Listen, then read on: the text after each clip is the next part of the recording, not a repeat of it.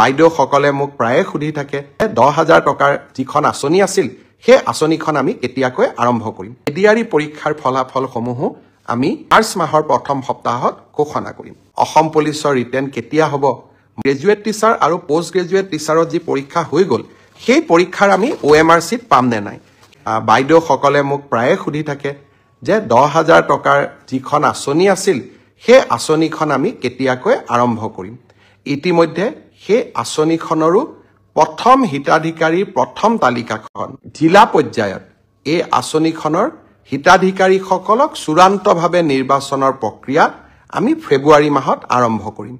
ইতিমধ্যে 32 লাখ আই মাতৃক এই আঁচনিখনৰ বাবে আমি প্ৰাৰম্ভিকভাৱে নিৰ্বাচিত কৰিছোঁ আৰু জিলা সমিতিসমূহে এই আঁচনিখনৰ চূড়ান্ত ৰূপ দিব।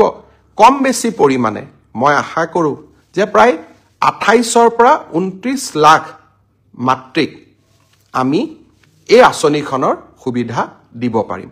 যে আমাৰ হৈ যোৱা এডিআৰই পৰীক্ষাৰ ফলাফলসমূহো আমি ফেব্ৰুৱাৰী মাহৰ শেষৰ ফালে বা আমি মাৰ্চ মাহৰ প্ৰথম সপ্তাহত ঘোষণা কৰিম। ৰিজাল্ট দিব হ'লে মাৰ্চৰ প্ৰথম সপ্তাহত এটা এডিআৰই পৰীক্ষাৰ ফলাফল দিম আৰু লগে লগে নতুন পদৰো আমি বিজ্ঞাপন মুকলি কৰি দিম। অসম পুলিচৰ ৰিটেন কেতিয়া হ'ব, মই ভাবোঁ যে ফেব্ৰুৱাৰী মাহ নহ'লে মাৰ্চৰ প্ৰথম ভাগতেই আমি অসম পুলিচৰ কনিষ্টবলসকলৰ পৰীক্ষাৰ ৰিটেন টেষ্টৰ কাম আমি সমাপন কৰিম। টিচাৰ আৰু পোষ্ট গ্ৰেজুৱেট টিচাৰ বহু লোকে মোক সুধিছে যে গ্ৰেজুৱেট টিচাৰ আৰু পোষ্ট গ্ৰেজুৱেট টিচাৰৰ যি পৰীক্ষা হৈ গ'ল সেই পৰীক্ষাৰ আমি OMR চিট পাম নে নাই, সেই পৰীক্ষাৰো আমাক এনচাৰ কি দিব নে নাই বা এনচাৰ কিট থকা প্ৰশ্নৰ উত্তৰবিলাকক আমি প্ৰত্যাহ্বান জনাব পাৰিম নে আমি নোৱাৰোঁ।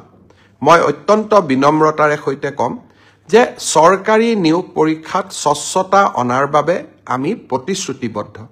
কেইদিনমান আগতে হৈ যোৱা ছাব ইন্সপেক্টৰ পৰীক্ষাৰো OMR আৰু এনচাৰ কিসমূহ ইতিমধ্যে সেৱাই মুকলি কৰি দিছে।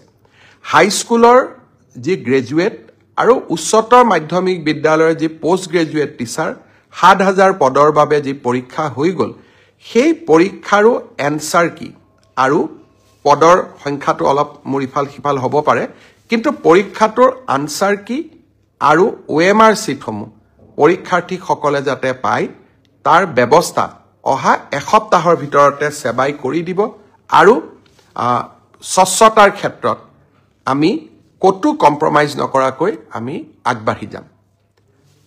শ্ৰদ্ধাৰ ৰাইজ, শিক্ষক নিযুক্তিৰ সমান্তৰালভাৱে আৰু এইবাৰৰ এডিআৰই পৰীক্ষাক যদি আমি নিকা আৰু সম্পূৰ্ণ শুদ্ধ স্বচ্ছতাৰে কৰিব পাৰোঁ, তৃতীয় আৰু চতুৰ্থ শ্ৰেণীৰ নিযুক্তিও এক নিৰ্মল গংগাত পৰিণত হ'ব। আমাৰ ৰাজ্যখনত যুৱ প্ৰজন্মৰ বাবে ই এক আশাৰ বতৰা।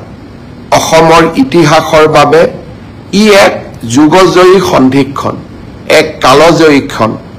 অসমৰ বিভিন্ন আমাক সমালোচনা কৰা সংবাদ মাধ্যম, সামাজিক মাধ্যমত যিসকল লোকে আমাক সততে সমালোচনা কৰি থাকে তেখেতসকলে এবাৰ মাত্ৰ আকৌ এবাৰ চিন্তা কৰি চাওক